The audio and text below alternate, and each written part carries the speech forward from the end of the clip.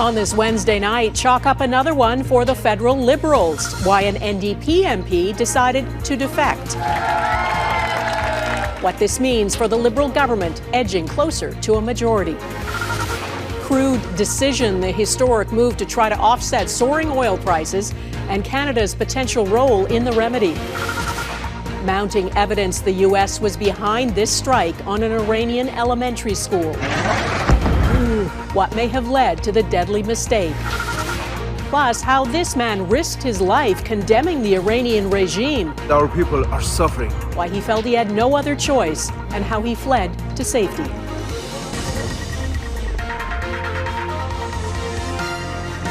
Global National with Donna Friesen. Good evening and thanks for joining us. There is more political drama on Parliament Hill. Another MP has switched parties and joined the federal Liberals. This time it is a New Democratic Party MP. Lori Idlout, who represents Nunavut, says she felt she was betraying her constituents by staying with the NDP. She becomes the fourth floor crosser to join the government of Prime Minister Mark Carney, along with three Conservative MPs who have abandoned their party. David Akin has our top story on how this played out today and the reaction.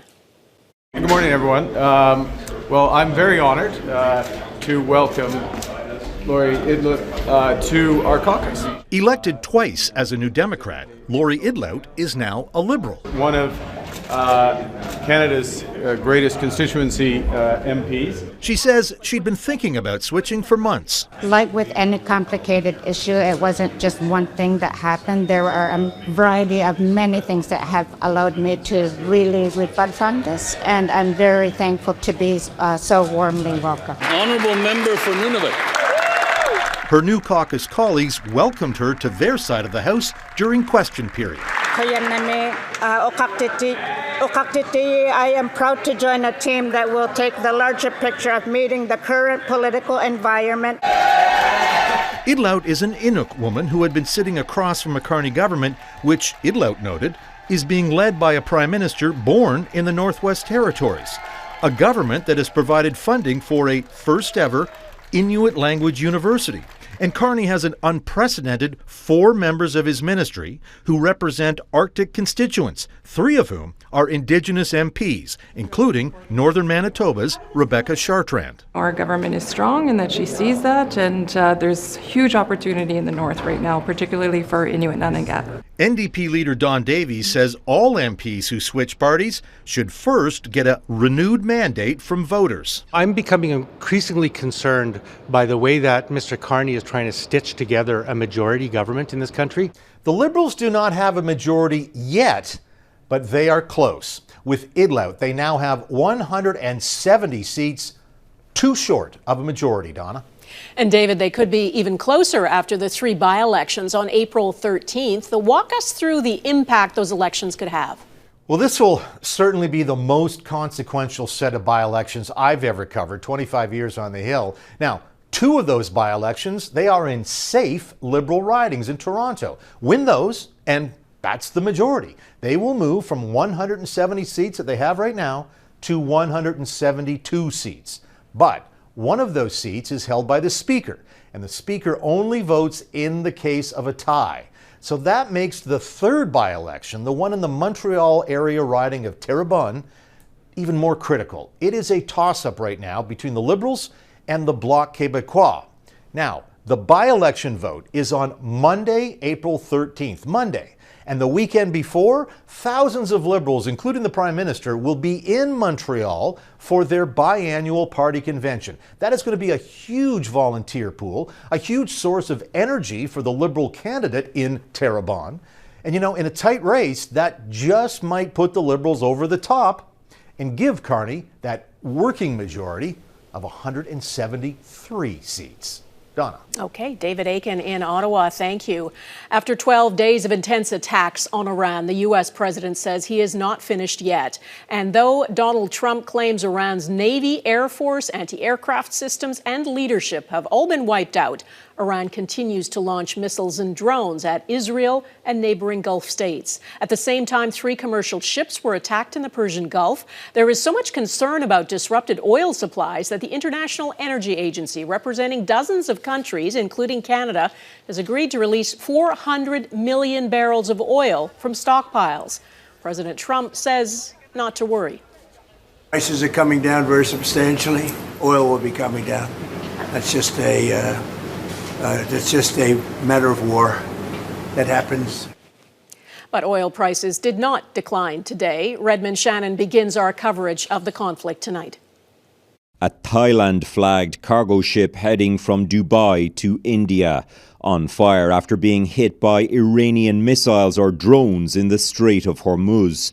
20 crew members were rescued, but 3 are missing. According to British Navy data, 3 cargo ships not carrying oil or gas were attacked in or near the Strait of Hormuz on Wednesday. A total of 13 ships have been attacked in the area during the war, with a key shipping lane already blocked to oil and gas tankers. A spokesperson for Iran's military said that any vessel with cargo bound for the US, Israel or their partners is a target, adding that if war spreads, oil could reach $200 a barrel. The US military claims it blew up Iranian mine-laying vessels and has warned civilians to avoid Iranian Navy ports. With no end in sight to the blockade, the 32-nation International Energy Agency took extreme action. The largest ever release of emergency oil stocks in our agency's history. About 1/3 of its total reserves, but still only equivalent to about 20 days of oil passing through the strait. The destruction and chaos of ongoing strikes across the Middle East almost drowning out calls for peace. On the Straits of Hormuz, I'm really worried about food costs, energy costs. Before a United Nations Security Council meeting, a reminder to its members, including the US and Iran ally Russia, that more than just the price of gas is at stake. All of this has a direct impact on our humanitarian supplies, including going to areas of key need in sub-Saharan Africa. At that Security Council meeting, a resolution condemning Iran's attacks was passed, with Russia and China abstaining. A Russian resolution condemning all sides did not pass, with the US voting against. Donna? Okay, Redmond Shannon in London, thank you. A more clear picture is emerging about that Tomahawk missile strike on an elementary school in Iran. It happened on the first day of the Israeli and U.S. attacks. Local officials say at least 175 people were killed, most of them children. And today there are reports the preliminary investigation by the U.S. military has determined the U.S. is responsible. Mike Armstrong explains what more has been revealed. They are designed to be among the most precise weapons in modern warfare. Tomahawk cruise missiles are programmed to hit specific coordinates within meters. But even the most advanced precision system doesn't matter. The target itself is wrong. That appears to be what happened February 28th, when a girls' elementary school was hit in southern Iran. The U.S. military has been investigating the strike, and according to the New York Times, its preliminary findings confirm the U.S. military itself was responsible. Officers at Central Command were targeting an Iranian naval base in the area, but used out-of-date intelligence. The building that was hit was formerly part of the naval facility nearby, but was turned into a school several years ago. From the first hours, the theory was that bad intel could have been a factor. This man says the missile base had been moved years earlier. The enemy, he says, knew it was a school, or its information was weak. Now, the Times says the school was labeled as a military target by the U.S. intelligence agency that determines what should be hit. That information was then passed on to Central Command and acted on. Based on what I've seen, that was done by Iran. The U.S. president has for days raised the possibility Iran struck the school itself. In fact, Donald Trump suggested Iran might have done it with its own American Tomahawk missile. Whether it's Iran or somebody else, the fact that a Tomahawk is very generic. It's sold to other countries. Wednesday, President Trump appeared to say he hadn't heard about the preliminary report. I don't know about it. Now, the U.S. may be able to continue avoiding comment on the report, saying the review is still ongoing. Findings are preliminary, and investigators are still trying to determine not what went wrong, but how. Mike Armstrong, Global News, Montreal. Iran launched what state media called its most intense operation since the beginning of the war, firing ballistic missiles towards Israel. It claimed more than 1,300 civilians have been killed in Iran. That has not been independently verified. What is clear is that despite the bombardment, Iran is not surrendering. As Jackson Prosco explains, the U.S. president can't afford for the war to go on much longer. The relentless pace of American airstrikes, more than 5,500 targets hit in Iran so far, has the U.S. military projecting confidence. I'd characterize our strikes as being unpredictable, dynamic, and decisive. Now, President Donald Trump seems to be rushing to claim victory over Iran. For them, it's a war. For us, it's turned out to be easier than we thought. Trump told Axios there's practically nothing left to target and suggested the war will end soon. It's not clear if his ever-shifting goals of regime change and denuclearization would be accomplished before he ends the fighting. This operation will continue without any time limit for as long as necessary, said Israel's defense minister, seeming to contradict Trump. The people in the Israeli Defense Forces tend to be, by orientation, very careful. And so they're saying, no, we got to take out the capabilities to rebuild and not just take out their current capacities. It's Trump's capacity for political blowback that may be the ultimate decider. The conflict has embroiled America's allies in the Gulf, shaken the stock market, and driven up gas prices by more than 20% domestically. Just as Trump tries to tout America's economic strength ahead of midterm elections. We have to win. The midterms are going to be very, very important to keep it going. Even if Trump finds a quick way to end hostilities with Iran, the damage to his presidency is already done. A Marist poll conducted this week found just 36% of Americans approve of his handling of the war. The pressure to end it keeps growing. Donna? Okay, Jackson Prosco in Washington, thank you.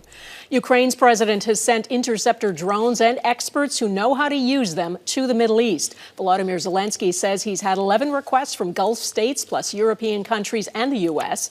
Ukraine has 4 years of experience fending off Russian drone attacks, many of those drones designed in Iran. Kyiv has developed low-cost air defense capabilities, and the interception rate is now over 85%. Zelensky says countries seeking Ukraine's help must continue to assist his country in its defense against Russia. In Russia, authorities say 6 civilians have been killed and 37 injured by a Ukrainian missile attack. The Kremlin claims UK specialists were involved in the deadly strike in the western city of Bryansk using British Storm Shadow missiles. Kyiv says it struck a military factory, and Moscow is accusing Ukraine of targeting civilians. Iran is threatening to withdraw from this summer's FIFA World Cup. They're scheduled to play all 3 of their games in the U.S. Iran's sports minister says there are no circumstances where the country can play in the tournament after the U.S. assassinated Iran's supreme leader. The American president says Iran is still welcome to compete. That's despite the Trump administration signing a travel ban in January, restricting Iranian nationals from going to the U.S. One of the women on the Iranian women's soccer team granted asylum by Australia has changed her mind. The team was there for a tournament before the war started. Iranian state media labeled them as traitors when they refused to sing the Iranian national anthem. The entire team was offered humanitarian visas by Australia. 7 members said yes, but one of them later backed out. And when she contacted the Iranian embassy in Australia, she revealed where the others were. They have now been moved to another location. The international attempt to stabilize oil prices coming up, how Canadian production plays into worldwide capacity.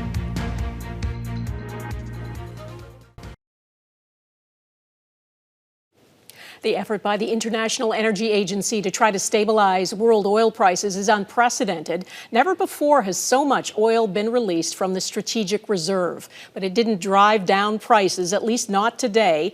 The price of a barrel is still hovering around $87 U.S., and there are predictions it could spike again if oil in the Persian Gulf doesn't start moving. Heather Yorix-West explains how Canada is doing its part.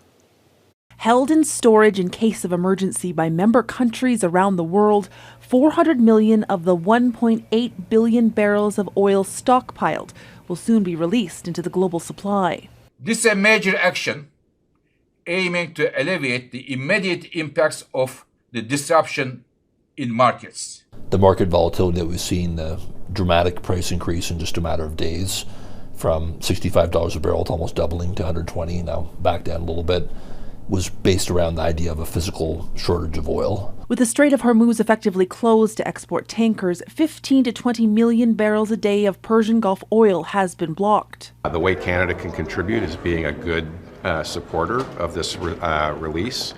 We are in active discussions with our industry about how to do that. There is very minimal short-term ability for Canadian producers to further increase production in response to potential supply disruptions arising from the conflict in the Middle East. Any meaningful new production growth would require additional pipeline and export capacity. Oil prices are expected to remain volatile as markets wait to see the pace that International Energy Agency reserves are released. But an extra 400 million barrels will not last long.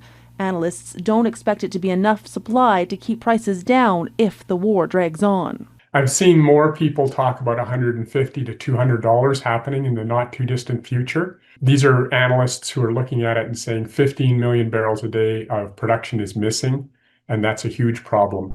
As an oil-producing nation, Canada is not required by the International Energy Agency to keep an amount of oil in reserve. But given the challenges the Canadian sector faces in ramping up production in times of crisis, experts say it may be time for that to change. Donna? Okay. Heather Urix-West, thank you. The opposition Conservatives are calling on the federal government to deport Iranian regime officials who are known to be in Canada, plus those involved in terrorism or crimes against the Iranian people. Public Safety Minister Gary Anandasangari told reporters today only one Islamic Revolutionary Guard Corps agent has been expelled from Canada, and the process is underway to remove more. So will the minister commit to returning to this House within 1 week with a plan to expel more than just one regime activist? The Canada Border Service Agency is working diligently to ensure the safety and security of Canadians, including the removal of 28. Those are going through the process of being removed. The minister did not commit to presenting a plan in the next week and would not say how many IRGC members are in Canada. Ahead, the warning to the British Prime Minister before he appointed a close friend of Jeffrey Epstein to be ambassador to the U.S.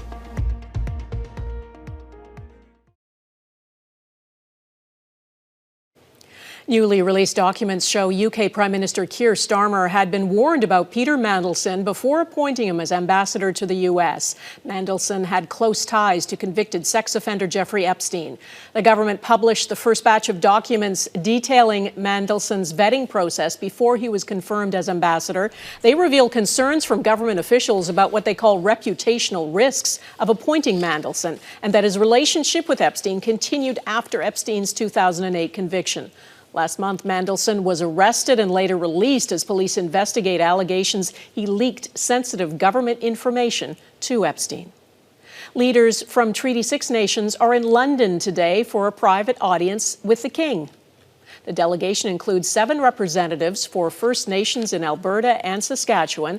They brought an invitation for the King to visit Saskatchewan in August for an event marking the 150th anniversary of the treaty's signing. There's no word yet on whether the King accepted. So they called me, Ali, they are searching for you. Next, an Iranian who risked his life for his country speaks to Jeff Semple about the cost of freedom.